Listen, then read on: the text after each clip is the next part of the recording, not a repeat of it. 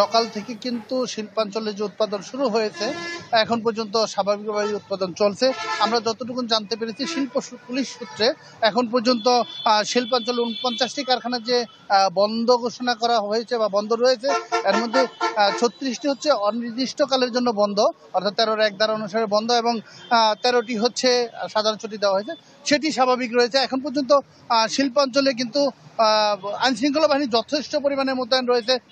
আমরা এই মুহূর্তে রয়েছি আশুলিয়ার পলারবাড়ি এলাকার একটি পোশাক কারখানায়।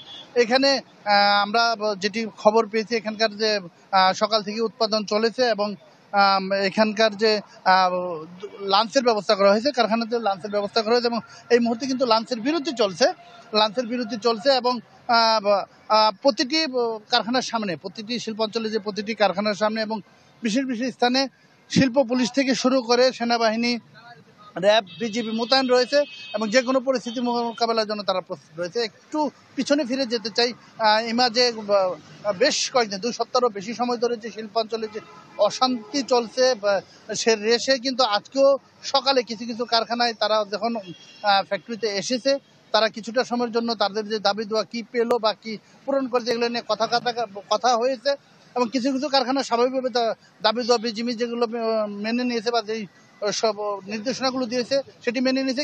দু একটি কারখানাতে কিন্তু তারা নিজস্ব যে দাবি দেওয়া সেটি আলটিমেটাম দিয়েছে এবং মালিক পক্ষের সাথে সরাসরি কথা বলতে চায়, এমন পরিস্থিতি দু একটি কারখানায় রয়েছে। তবে লাঞ্চের পরে কি হয় সেটি দেখার বিষয়। ইমা। অপু, আপনাকে অসংখ্য ধন্যবাদ। সাভার থেকে পোশাক কারখানা খুলে দেওয়ার সবশেষ খবর জানাচ্ছিলেন সহকর্মী অপু ওহাব।